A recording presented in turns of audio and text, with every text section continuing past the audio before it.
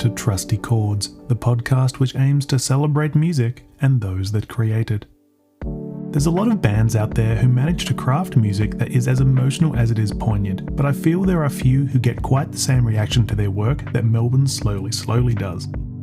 If you've been listening to Australian music over the last decade, then I'm pretty sure you would have heard them at some point. First formed in 2015, Slowly released their first album in 2016, but soon turned heads thanks to 2018's St. Leonards after they signed to the Unified label.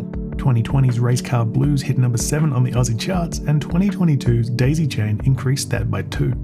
They've played some amazing shows both at home and abroad, and they've crafted some truly inspired songs. Whether it's the upbeat catharsis of songs like Blueprint or catchy cuts like Jellyfish, the 2 tracks I used to turn people into fans for the band, there's really nothing they can't do. Pop on some Slowly and let yourself just get lost in the mesmerising mix of beauty, power and raw talent that their music showcases. Now in 2025, they've unveiled their latest record, Forgiving Spree. Like everything else they've done, it's top shelf quality that you simply can't turn away from. Even more impressive, it's such a brilliant record that comes barely a year on from singer and songwriter Ben Stewart's Pushing Daylight solo album. Needless to say, they're a talented group, and this week Ben was kind enough to join me on the podcast to chat about the band and their latest record. Anyway, I strongly urge you to check out Slowly's Forgiving Spree, and once you're done giving that a spin, have a listen to our chat, and I'll see you at the end of the episode for some general housekeeping.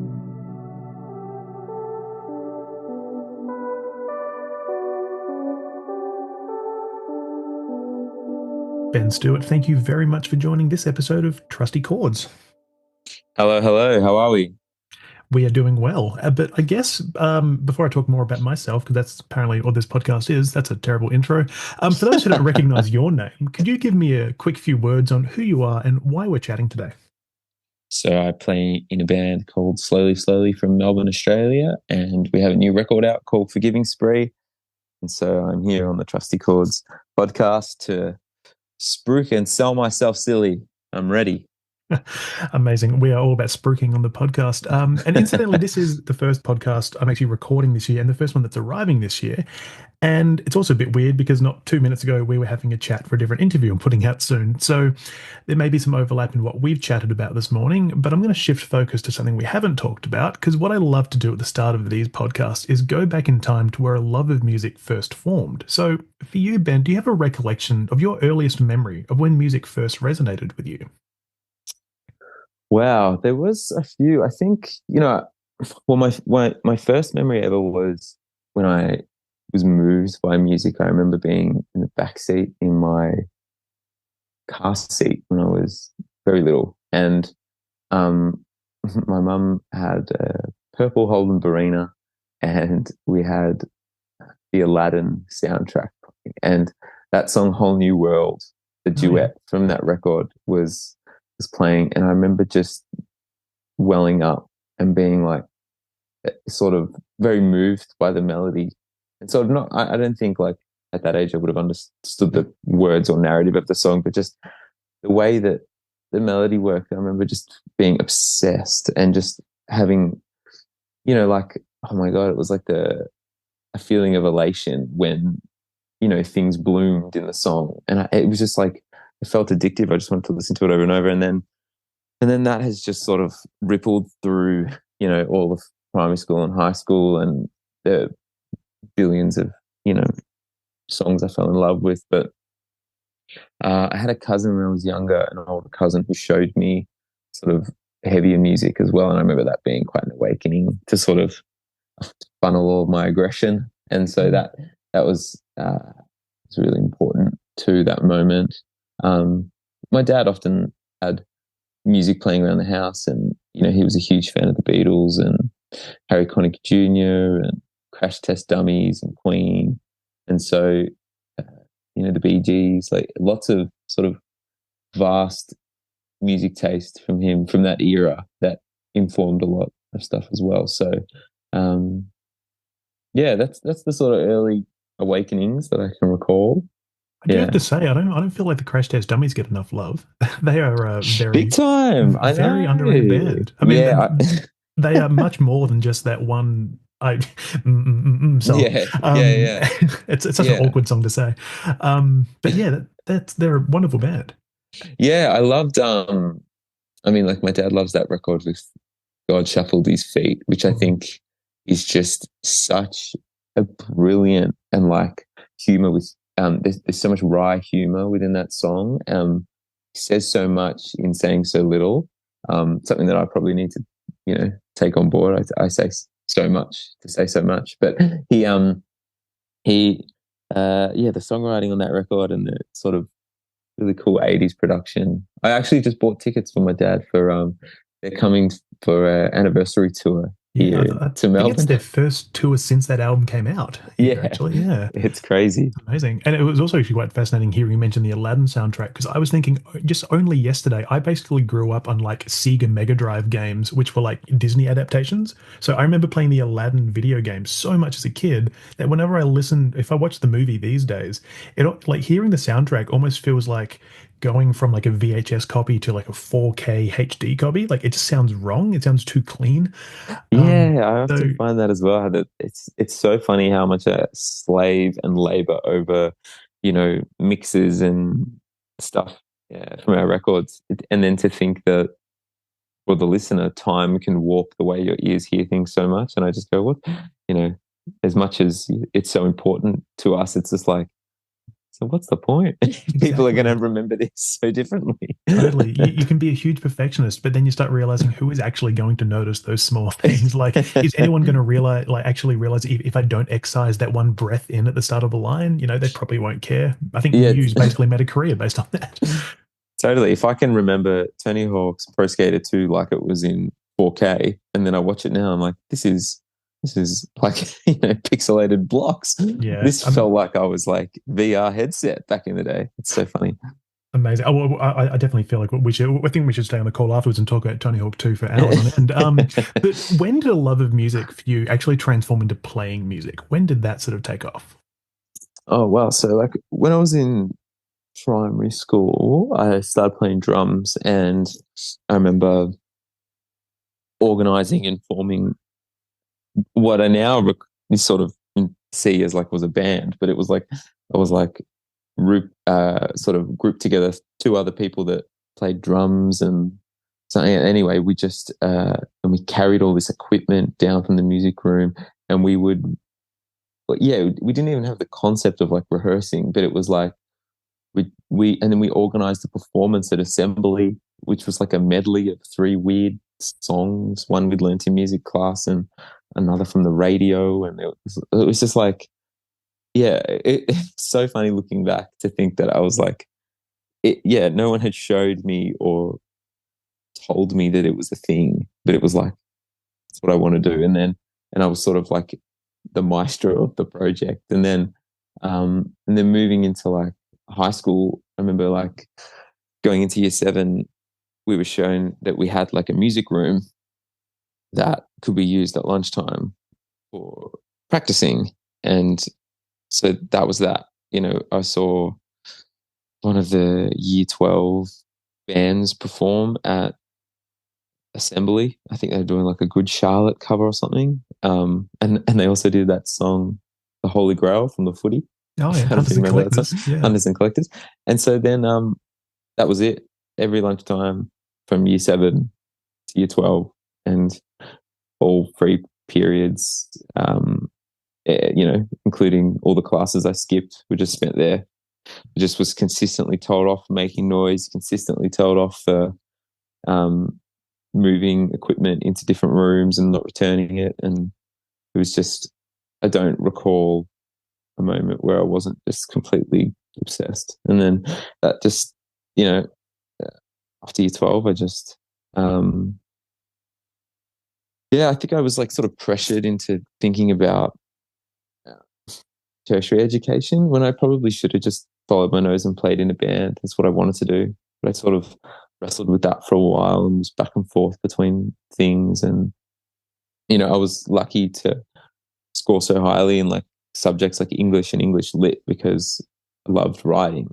But then that sort of pushed everything up and then put pressure to go and study. But I really shouldn't have. I should have just did what I always wanted to in my gut, which was just play music. So, and I never did like year 12 music or anything like that. I was sort of kicked out of a lot of the school bands for, you know, just being a little shit. And I thought you were about to say writing songs that were that were too good, because no, no, that's a bit of a no, rarity. no, it wasn't sort of, you know, and I've done a little bit of work over the years in like youth work now, where we're sort of like coaching young bands and young artists through youth centers here in Melbourne, and it's, you know, to find a, a, a kid with, you know, a young person with passion who's that obsessed is rare.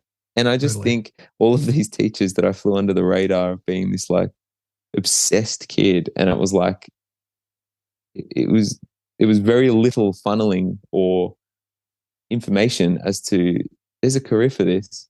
You know, you should really follow this because you obviously have like a burning desire. But um, you know, we were seeing that it was like you could either be a sound engineer and play on the big board of knobs, or you could go play in an orchestra, and that was it. You know, Yeah. when you grow up in the suburbs, and so it was.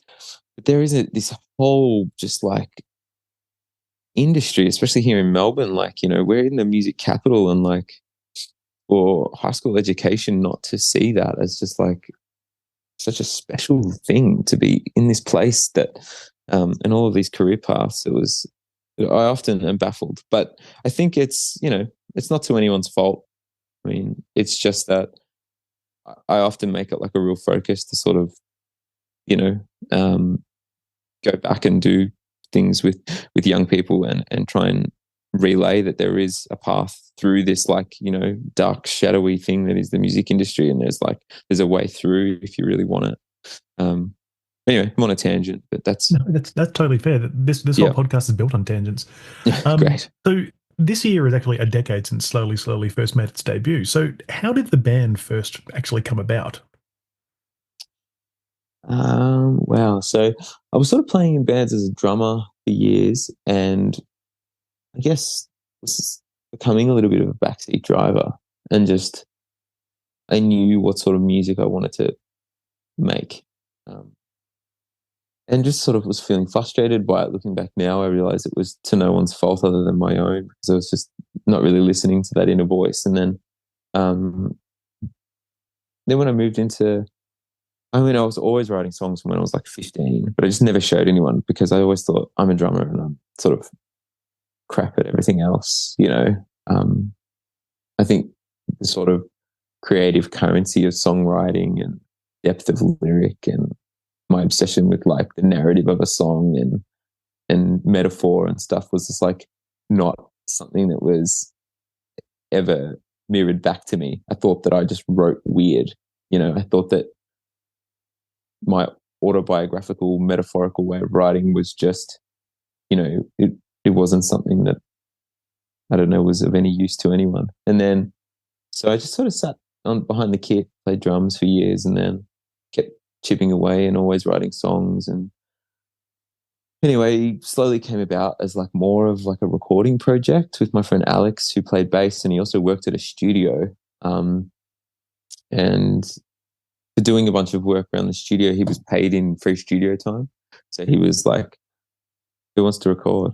And we sort of came together and recorded some stuff, and then uh, yeah, we just put it up on Bandcamp, I think, and then it's sort of the groundswell just started to happen in the small grassroots communities, and you know, I started playing solo a lot, just sort of like opening for people, and then that sort of moved into like, oh my god, we need a band, and yeah, and then we just like said yes to everything, like we just, you know, and financially just made it happen. You know, we toured from a very early on in our career, like going down to Tassie nearly every time we played a Melbourne headline, we would loop in Tassie.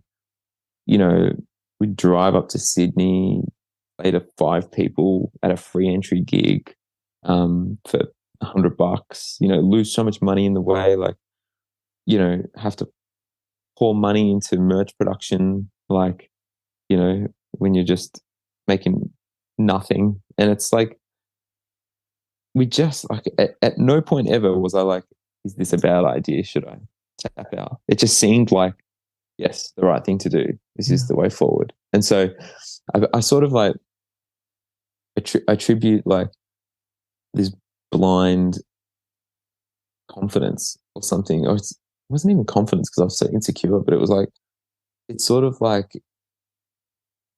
yeah, it's a weird mix of this chip on the shoulder where I just needed to do it. And I often thank all of those years through high school and stuff where I felt completely unrecognized in everything I did because it gave me this sort of fuck you, I'll show you sort of Mm. mentality. And I think sort of sitting behind a kit for all those years and just like, watch me do it. I'm not going to, no matter every setback or I was just, I just became more fixed on getting it done. And I think that's, if there's any advice for any young people playing music, it's you have to just you have to welcome all of the you have to welcome all of it.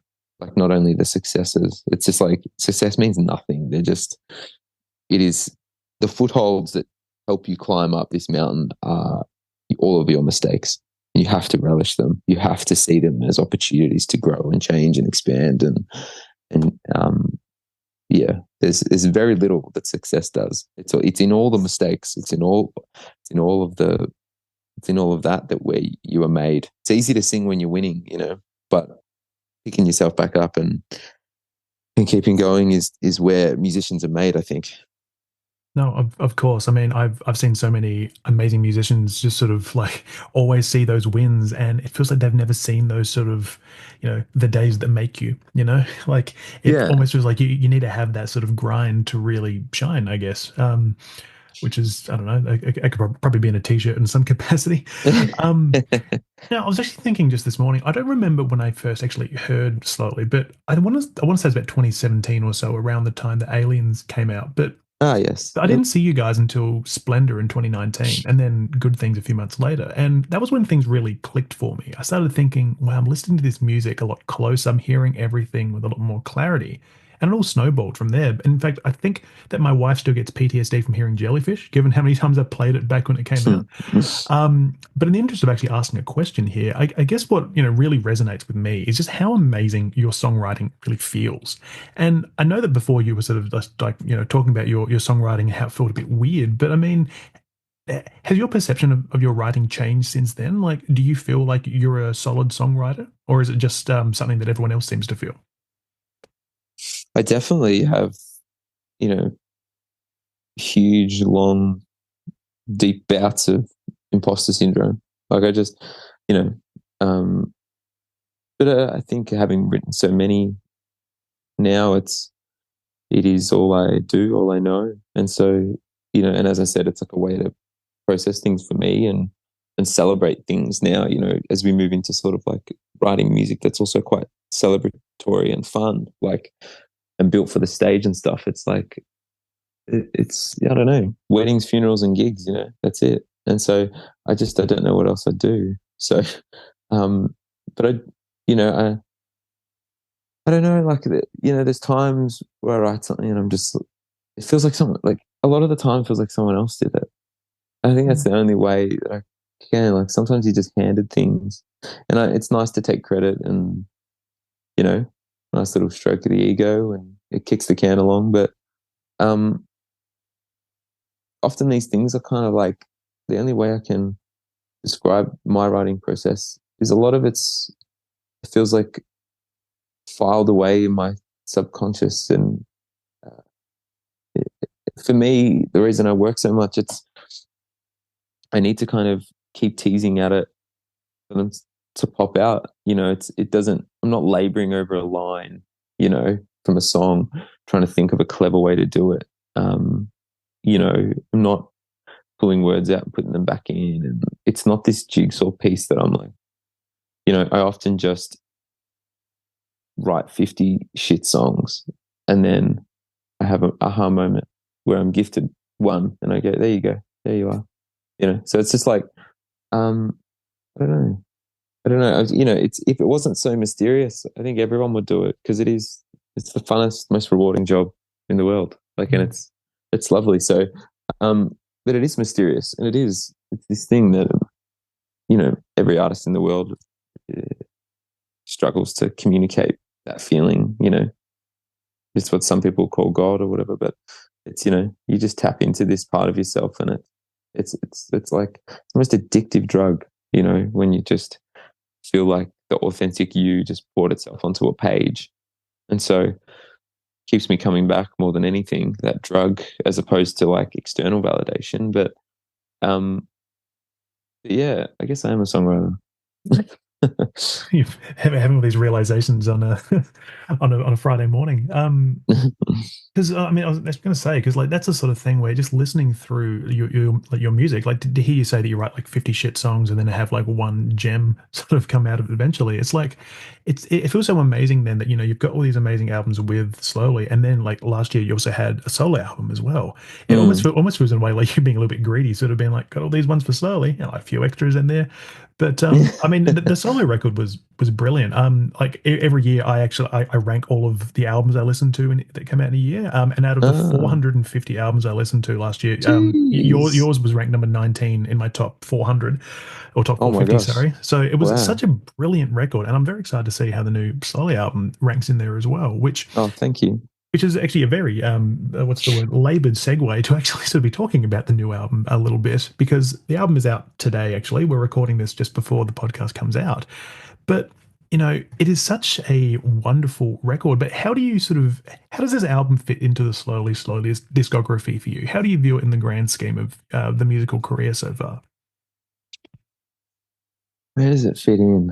Um, yeah, we feel really at home and comfy on this record. Like we spent a lot of records pushing the envelope out and trying to find ourselves, and I really think we have. For a long time, I tossed up whether this was, our infamous self-titled record, but then Forgiving Spirit came along and it gave it a whole different um, meaning to me, and so it felt more fitting. But throughout the writing process, it felt that way because it felt like we'd built the house and now we got to live in it. Um, you know, recline the chair and sit back and trust our gut. So yeah, that's where it kind of feels at the moment. Like we're we're, we're a tight band. We're pretty tight on stage now. And so I think like I don't know. I think we're just like confident. I think confident and not too concerned with what everybody else thinks, which is like a nice place, and it's not in an indifferent way or in a yeah, it's not in a way that's sort of reveling against criticism or something, but it's more um yeah, it I don't know how to put it. It's nice to feel like comfortable in your own skin, isn't it? Because so many young artists can really get wrapped up in, oh, is this album going to do well? Oh, we didn't make the ARIA charts, or we only got 50 or something. Oh, I hope the next album gets higher. And then for you to actually be able to sort of say like, well, we're just making music. Like wherever it goes, once it's like away from us, it's in the hands of the people, so to speak. It's like that's where it is, and that I feel is like the sort of confidence that a lot of bands don't get to have. And I feel like that's one of the reasons that you guys are, firing on all cylinders with an album like this, in that it feels confident, it feels self-assured, and it just feels like it's such a pleasurable listen. I feel is Thank the you. best way of putting it. Thank you. Um, I don't really have a question there, I guess, but no, it is truly such a wonderful album, and I'm so glad that you guys do have this sort of feeling of confidence there. I mean, especially with as well so much success that's been coming your way. Like, are there any sort of like is there any intrepidation about what's next? Like, do you sort of worry that, oh, now we're feeling a bit confident, I don't want to get a little bit too blasé about things? There's always that little voice in your head. I think it's like hard to escape because I had a conversation with Paul Dempsey from Something for Kate Wonderful backstage guy. at yeah, he's brilliant. But I went to see one of his solo shows at the gas station. We were having a drink backstage afterwards, and he said it was early on in our career, and he said my advice to you is don't worry about it all going away. He said I spent years worrying about that it was all going to go away, you know. And then I had to. He said, but people stick around. He's like, look at you know, if you keep being honest to yourself, people stick around. He's like, look at this show, you know. It's like it's just me and an acoustic guitar, and you know, years after the band formed, and look at, you know, I think he sold out like 4 gasometers just to trial some new material. Um, Yeah, actually, um, I was going to say, I'm pretty sure he sold out multiple shows on that tour. I mean, I think I was yeah, front and center for 2 of them. yeah. I mean, just brilliant. So like, Yeah. but he said that, and it just sort of stuck with me. And since then, I've become like less, I don't know, concerned about it, and more. It's more of an introspective thing. And uh, yeah, I don't know. I mean, I can't really shake that chip on my shoulder with music because, um, you know, there's playing on all these stages and playing with all these bands and working with all these people. Like the one thing that is just like resounding is that talent is everywhere, and it is so abundant. Like, and people, there are so many people more talented than me. Like it is, and so I feel I have to work for this. Like I feel that you know, I can't shake that. And so, um, I don't know. My dad's a really hardworking guy. My grandfather was really hardworking, and I have them in the back of my head too. You know, just got to get it done. I don't know what it is. Well, I mean, I can definitely say that, you know, any sort of feelings of imposter syndrome that you may have certainly are not warranted, because just, you know, just seeing a slowly gig and just seeing how much people love it and really resonate, it's testament to the fact that you are doing something right and the hard work is paying off. So Oh, I thank you. mean, I'm that's not me saying you should, you know, slack off a bit and, you know, take a few days off, but it's saying that, you know, the hard work, it's worth it. Well, I guess in the interest of time and everything, we should get down to the portion of the podcast from which its namesake is derived. So, for the trusty chords segment, I ask you about the one artist that has impacted you the most, 3 albums have influenced you, and the 5 songs you can always turn to. And these albums and songs don't need to be by your one artist. So, my first question for you here, Ben, is who is the one artist that has inspired you the most, whether it be personally, creatively, or just someone that you really love? One artist. It is a really tricky question because I feel like it's a big group effort, but especially because I grew up on drums, it's hard because I have to kind of like split this because a lot of the music I listened to growing up was, you know, through the lens of being behind a kit as opposed to songwriting, and then that sort of thing shifted for me. But I mean, by all means, feel free to have an honorable mention if you like as well. I'm like, I mean, it's my podcast. I make the rules. I can do whatever. I can add whatever you need in there. you know what? I think a real moment for me was when I discovered UMI.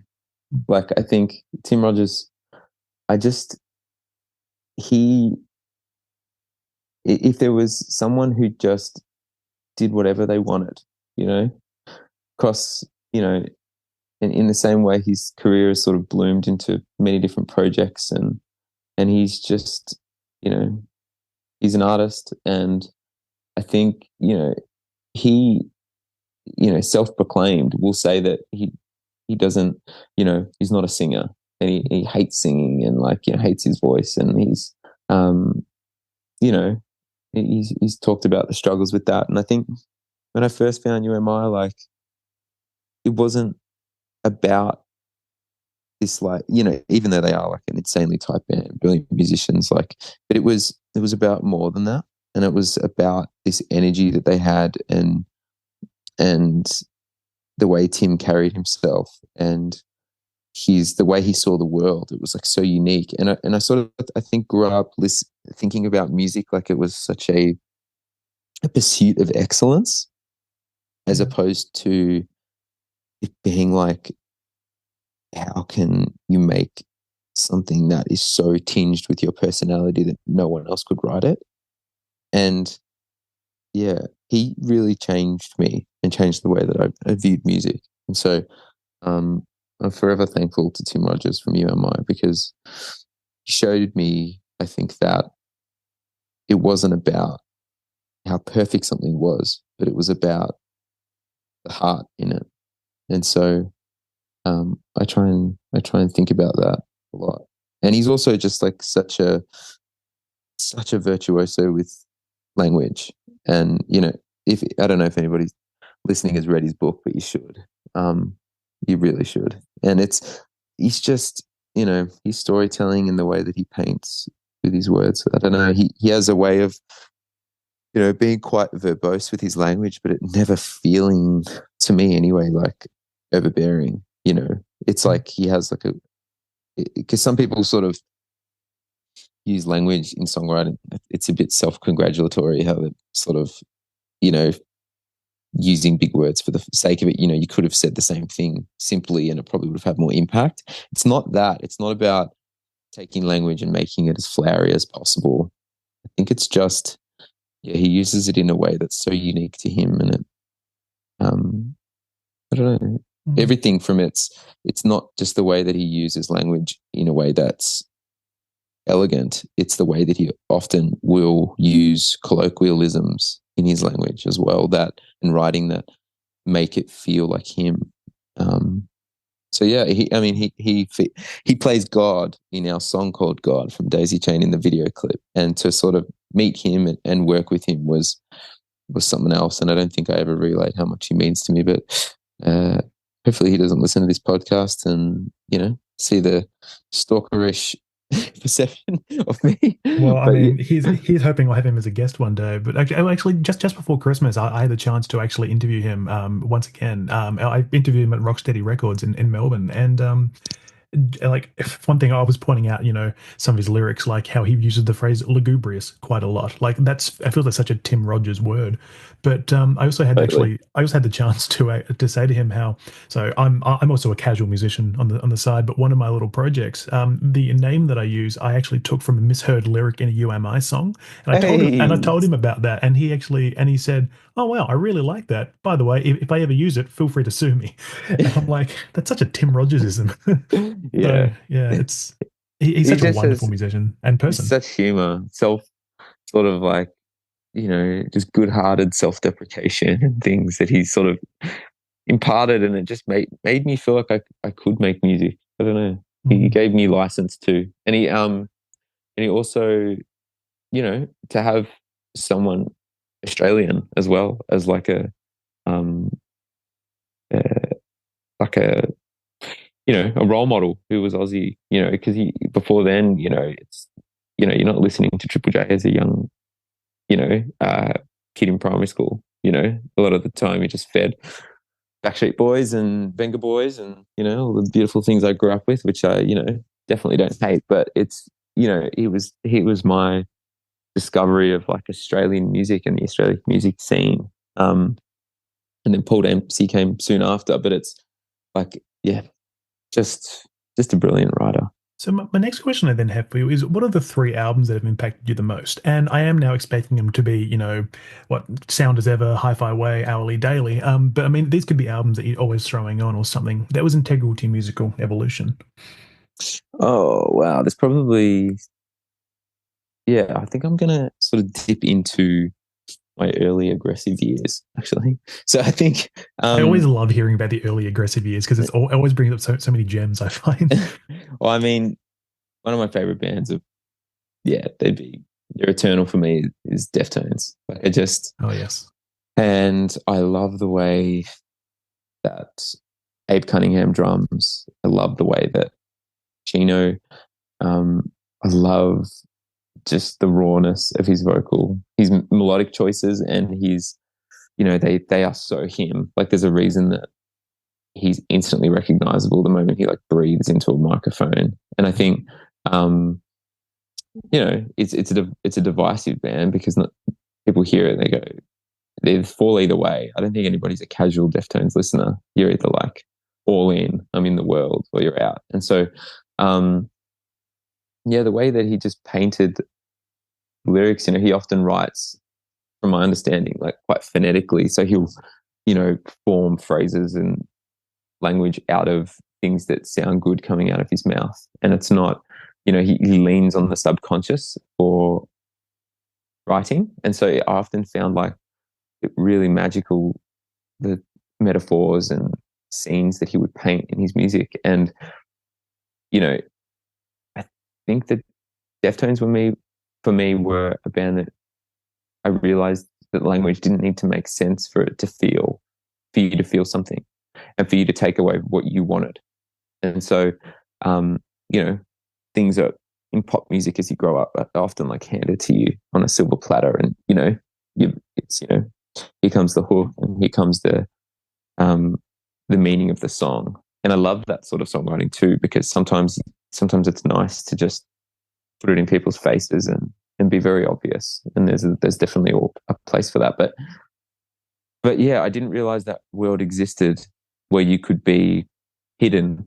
And I think that's what gave me the license to move into writing as a form of catharsis as a young, troubled person. So, yeah, it's always thankful for the Deftones and just, yeah. So which album of theirs was the one that really resonated with you?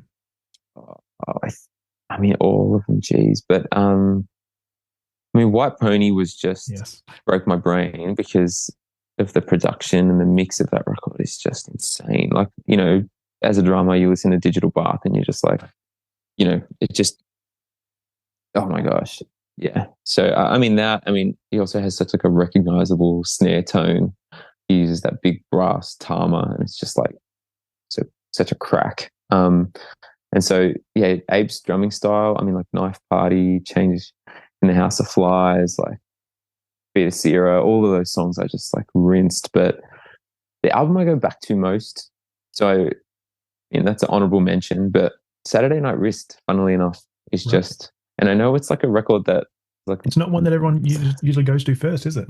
No, and it's a record that, like, I know that they wrote while they were sort of all hating each other, and they wrote via correspondence, and so they don't view it as like a good time, but for some reason I come back to that record a lot.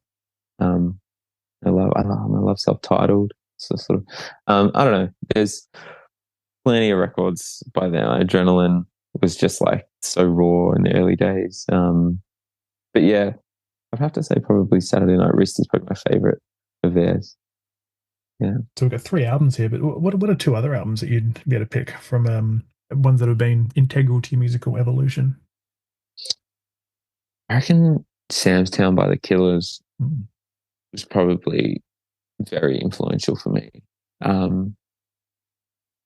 because I did it backwards. I found the Killers early on and loved them, but I found Springsteen through the Killers. And so I have to always thank them because often people, my dad dabbled in like Born to Run and stuff when we were growing up, but wasn't a huge Springsteen fanatic. So I was aware, but just never really deep dived. And then that sort of bravado that the Killers do, and that, I don't know, that sound, that Vegas fucking sound is like, it led me to find Springsteen, and who's a huge pillar of my songwriting taste. So I'm always thankful to the Killers, and they're just complete showmans, And Ronnie, they just like lay it all out there for you. I mean, Ronnie Benucci on drums, like just, I used to play his signature drumstick, and like he just brought that vintage style of drumming into like modern rock, and you could just hear real drum kits all through pop music that was being played on the radio. It was just amazing. And so, Sam's Town was really influential for me because, yeah. That was an album which I was very apprehensive to get into because I'd heard all the hits from it, and I just kept thinking, what else could there be? And when I finally got into it, I was like, oh shit, this is actually like, from the get-go to the let-go, it's full of hits. Oh man, like this river is wild. That song towards the end, like it's more of the unknown songs on that record. It's just insane. Like it's incredible songwriting. It's like they create a world in that record with that intro and outro that they've got on the record. That it's got this fucking old timey ragtime piano thing. It's sort of, I don't know. It just created a real world for me. I loved it. And we have one album left. So what would you pick for the third one? Wow. Something that like many people wouldn't guess, I think, about me when they listen to me. I think they sort of envisage that I grew up listening to a lot of sad singer-songwriter music that was very, they didn't. And I think a lot of like the influence I have through language writing, was not only like Chino Marino because he writes in so much metaphor, but like I grew up obsessed with like At the Drive-In and Mars Volta because it was just unbridled creativity with a punk aesthetic. And it was like just the most self-indulgent musicianship, you know. And so yeah, it's not for everyone because it's chaos. But the way that, they'd have an 8-minute song, or they'd have 3 songs that had with different parts that were named strange chapters with words you didn't understand. You had to look up, in the dictionary. And it was like, I think that's my dark side of the moon. That's my that's my line for like how wild you can go.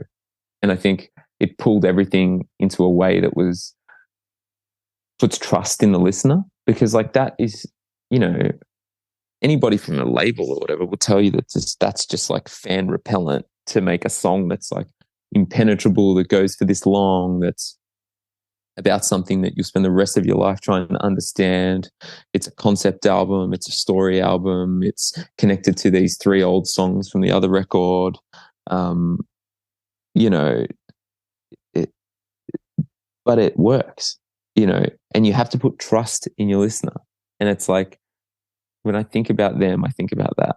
And I think about just building a world that people get to, that it's your world and you invite them in, but you don't have to like unlock the door and put the welcome mat out and get the bickies and coffee out. If they want to wander in, it's their choice. And so that trust in the listener was really, really sort of drummed into me from, oh man, I love so many Mars Volta records, but I think I'd have to say Francis. Oh, yes. Because it was just so, I remember, oh my God, my memory's hurting me, but that's with Cassandra Gemini, isn't it? Yeah, it's a Francis. So like, I remember, we had a friend's older brother that went to see them, because we were, we were too young to go, me and my friend from high school, but they played up in Sydney and he flew, and he came back and he was like, we were just, how was the concert? Oh my God, like how was it like? And he said they played one song. They played Cassandra Gemini for the whole show. It's a 33-minute song, isn't it? Like yeah, they played one, but they jammed and made it go for an hour and a half. And it was like they played one song for the show. And it was just like, being a young person playing music was just like, what the fuck?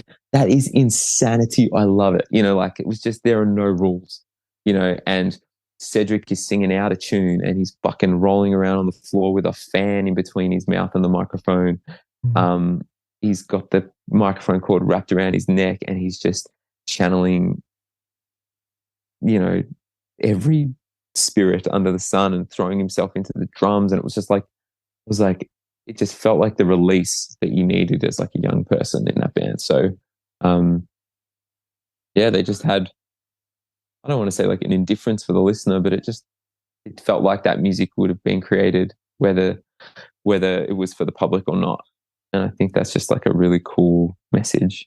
And it's not for everybody, but, because I play around the house and my wife wants to, stick pins in her ears. But for me, it's just, that's the musician's music, I think. What else can I say about that record quickly before I forget? I mean, John Theodore's drumming, it just opened my mind. I saw them first time at the Big Day Out. I saw them at the Big Day Out, and it was one of my first festivals, and I lined up all day in the sun and I waited at the front row of their stage for, it was 8 hours or 9 hours. And I stood there holding the rail, and I watched every other band on that stage and missed every other band just so I could see them. And had my first joint. So I think I was like 15 or something, but there was this guy in the audience that was back when everyone used to smoke um, weed at festivals, and he sort of passed over this joint to these two 15-year-old kids that were standing there holding the rail, sunburned as anything. Who hadn't eaten or had any water all day.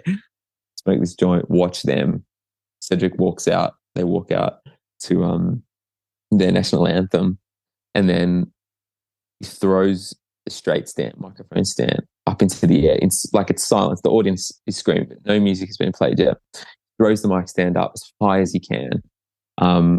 Does not look up, and as it comes down, catches it, and the band starts, and they dropped into Cygnus, Visman Cygnus, and it just, I think my world opened at that moment into the power of live performance. I hadn't seen a show, I'd been to concerts before. I think I saw Incubus early on and stuff that was, Rod Laver and stuff. I'd seen shows, but I hadn't seen the visceral energy of a front row show of musicians that were so capable and also who did not give a flying fuck. And I think that's why that record will always be really special to me. I mean, I don't know which Big Day Out you would have seen them on, but I only saw them once. That was at the 2010 Big Day Out. Yeah. And I saw them back in Adelaide, where I'm from originally. But don't hold it against me. Unfortunately, like the one thing I remember the most is as they were playing through Elvia Kes. This, amazing song. I still love it, despite the fact that performance was ruined for me because of the fact that one person behind me, the only part of any of Mars Volta's discography they knew was just the phrase Elvia at the top of their lungs, and he took every opportunity to say it. It was so off key. But actually, one of the things I'm actually very proud of, so being from Adelaide, I'm very good friends with the band Bad Dreams, and on their second album, I'm thanked in their liner notes right next to Cedric's name, because they supported they supported at the drive-in back in 2017, I think, and that's a small little claim to fame that I have, despite the whole journalism. God, totally. So I have one question left for you, and that is a 5-part question, which is, I'd love to know the 5 songs you can always turn to, whether it be for comfort, for excitement, anything at all, your 5 trusty songs. Third Eye Blind, Semi-Charmed Life.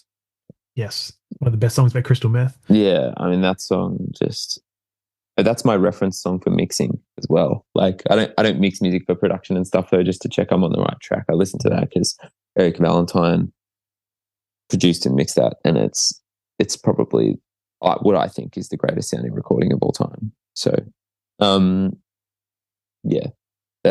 that self-titled record is just, the whole thing is mind-blowing. Whole thing recorded to tape. It's insane. So, yeah, that song will improve my mood 100%. That is absolute dopamine, no matter how many times I've listened to it. I know every word backwards, every component of that song. I love it. So I'd have to say that. Then Dilettantes by UMI. I only allow myself to listen to it a couple times a year when I really need it, because I never want it to get old. It's such a clever way to look at it, actually. It's just sort of, have a bit of scarcity in your musical experience. Yeah, that's my full chord in case of emergency. That's my break glass in case of emergency. Sorry, that's that's my emergency song. So there's that. I think that's just a brilliant song. What else? I mean, there's songs that I listen to that like remind me of my childhood too, because it's just a simpler time or something. And a song that reminds me of my dad that I listen to. It's off a record by Harry Connick Jr. I just want to make sure I get the title right. I'm at my computer. It's on a record called Star Turtle, and it's called How Do Y'all Know? It's a brilliant recording, and it's so fun, and I love the lyrics, and the musicianship on it's crazy, and it's just got so much swagger. I listen to that. That puts me in a mood. That gives me a little bit of pep in my step. That song. And it reminds me of my dad, who's a sweetheart and my hero. So good song. Yes. And how many are we up to? That was the third one, I believe. We have two more to go. Okay, fourth song, something that I reach for. Shaka Khan, Ain't Nobody. Oh, yeah. I fucking love that song. I love the groove and I love Shaka Khan's vocal delivery. And it just reminds me of that beautiful time in the 80s where everything was, recorded to tape and was just flawless performances. It reminds me of that sort of era where digital instruments were creeping into frame. And so that's why I love the 80s, because it's this mishmash of like, we come out of the 70s with like acoustic instruments and things being, I don't know, maybe less experimental. And then you get these people rocking up at the studios with tools that they don't understand and creating amazing things from them. Like you look up, I don't know, these famous bits of equipment from back then, and it's, if you buy a vintage piece of equipment now, you look up, okay, this is how do you use this? What are the go-to sounds and presets from this? But back then it was like, it didn't exist. You just had these fresh tools and it was like, okay, we're bringing it in, we're going to use it. And I think so much creativity was spurred throughout the 80s, and that's why I love it. So, it's man and machine. And that, I love that fucking song so much. It's my party song. I'll put that on if I'm drunk and I get past the aux that's coming on. So it's that. And then we're up to the last one, huh? The last one, yes. It's been fun thinking about these things. You never really sort of analyze them. I think I have to say Jeff Buckley. I think I have to. Yeah, I think I have to. I love Jeff. And Grace is just an incredible record. And I love Sketches too. It's a great record. I do love Lover You Should Have Come Over. I mean, it's just such a brilliant song and just so sad and wistful and just perfect for a rainy day, looking upon the field of mourners. So, probably Lover You Should Have Come Over by Jeff Buckley. Such a brilliant song. I mean, it's such a damn shame. I'm sure everyone said it so many times. Such a damn shame we lost him when he did. Like, you just imagine what he'd be doing, 31 years down the line from Grace. Oh, no, 30 years. Oh my God, totally. 94 it came out. I mean, he could have had such an amazing career. I mean, much like his father, sadly, they had to pass away quite young. Yeah, totally. And it's like the recording is just, you can feel the time in it. I think that's, records these days, I try and echo the same sentiment of really chipping away at stuff as opposed to, it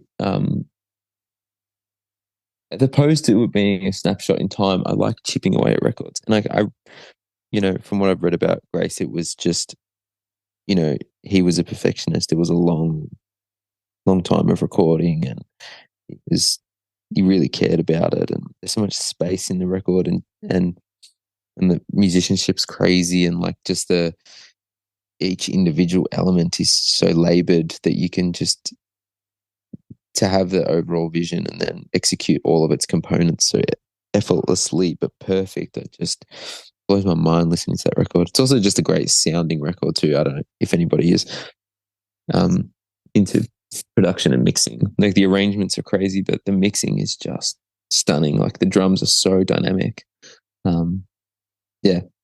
Anyway, I will gladly listen to people just gush about mixing and Tony Hawk and Deftones for hours. we could get this party going until the release date of your next album. But I should say, Ben Stewart, I want to say thank you so very much for your time today and for being part of the Trusty Chords podcast. My absolute pleasure. Thank you. I learned a lot about myself. It's been good. Thank you for listening to Trusty Chords. If you listened to this episode and enjoyed it, I'd really appreciate it if you were able to take a few moments to like, follow, share, and review this podcast on your preferred platform of choice. As always, there's no obligation, but I'm forever grateful if you do. I'm also over on Instagram and Facebook at Trusty Chords Podcast, all one word, and there's a blog on my website which is tylerjenke.com, that's tylerjenke/Trusty Chords Podcast, all one word. You probably know by now what you can find on the site, but you can also find a link to the Buy Me a Coffee platform where you can throw me a few dollars to keep this podcast running if you feel so inclined.